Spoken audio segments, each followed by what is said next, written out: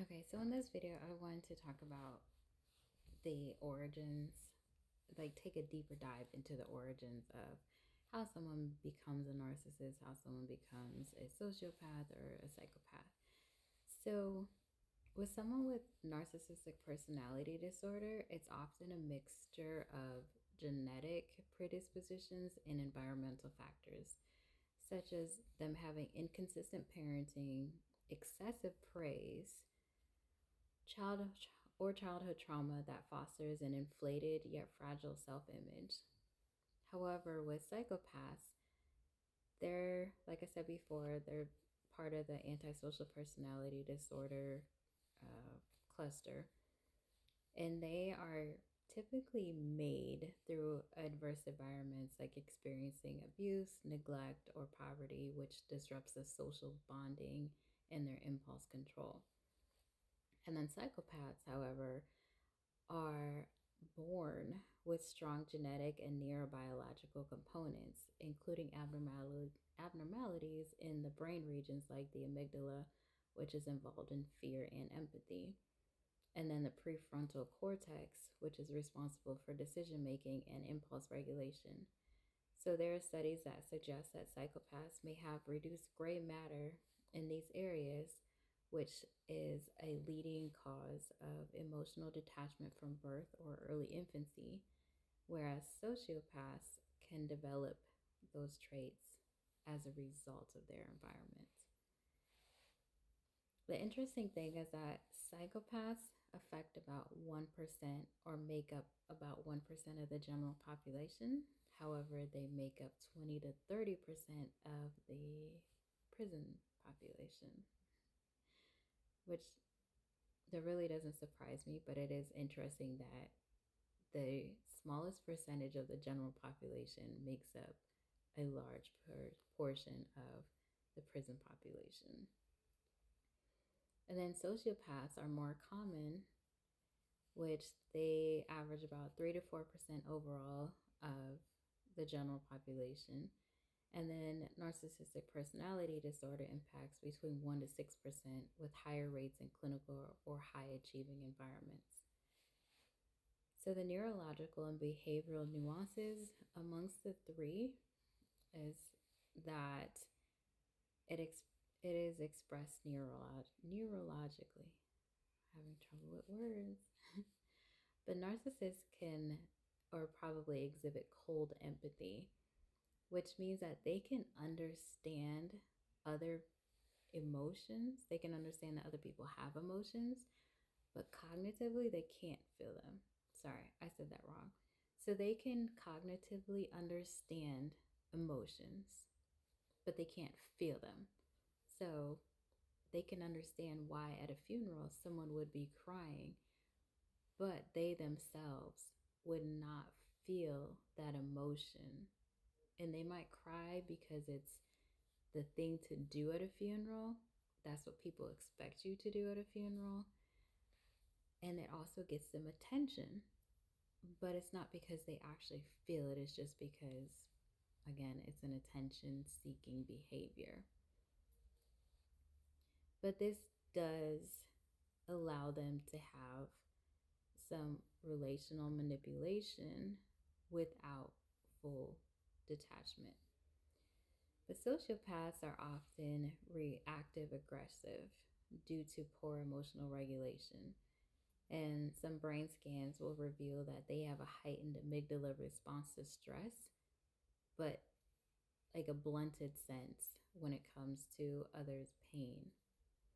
And then psychopaths display proactive aggression with consistently low autonomic arousal. For example, there is no increased heart rate during stress, which enables them to be calm and have predatory behavior. And like I said, with impulsivity, narcissists prioritize their self image above all. They have to preserve that no matter what. So, more than likely, they're not going to be impulsive. Sociopaths are highly impulsive, and they often have frequent legal troubles, or a lot of job instability. And then psychopaths are methodical planners. So they're often able to evade detection in corporate or criminal pursuits. And like I've discussed before in the dark triads, this is what kind of this is the ball of personality disorders. Well, the dark triad is the narcissism, psychopathy, Machiavellianism, and then a fourth one, which is sometimes called the dark tetrad, is sadism. And all these personality types overlap into one. And like I keep saying, the best example I can think of is Tasmanian Devil. For those of you who used to or remember that cartoon back in the day, but he would just like it was a whirlwind of destruction everywhere he went, and that's the best image I can think of to portray what this combination of personality types is like. So the core driving factor for a narcissist is admiration and validation. That's literally why they do any and everything. They want to be validated and they want to be admired because their ego is so fragile.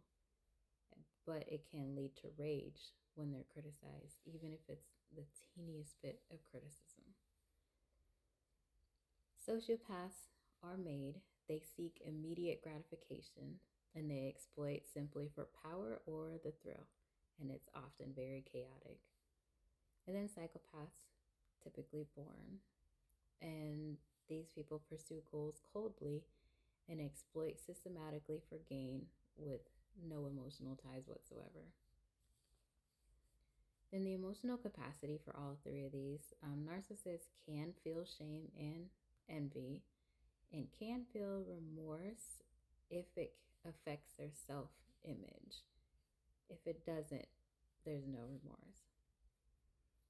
Sociopaths have limited bonds, and they are reactive to guilt when it overrides impulsivity. And then psychopaths have no remorse, no emotional bonds, and they mimic emotions strategically when it is convenient for them and when it benefits them or they are able to advance in some type of way. Narcissists are very good at masking socially, so they often appear to be arrogant and they will put themselves in places around high status circles to make them appear to be successful when they're really not. So, an example of this would be Miranda Priestley. If you ever seen the movie The Devil Wears Prada, she would fit in this personality category. Sociopaths, they're very erratic, antisocial. They struggle to maintain the facade. Um, And this could be, you could pinpoint like this in some gang leaders who are influenced by their upbringing. And then psychopaths are able to seamlessly integrate. They're very charming, professional. And if you have ever seen the movie American Psycho, the main character would fit into this category. And one of the most famous serial killers that's very charming is Ted Bundy. Narcissists, like I said before, rarely result in physical or resort to physical violence. They typically do the more covert violence or more covert actions such as gaslighting, sabotaging, and typically have low criminality.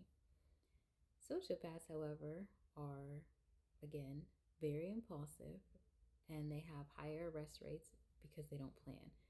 They just do. And then they think about it later.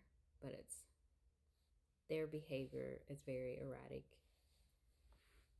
However, psychopaths have calculated violence, and if it is beneficial to them evading capture, and they typically would be found more in white collar crimes. Then the societal impacts of these personality types. So narcissists, being in a relationship with a narcissist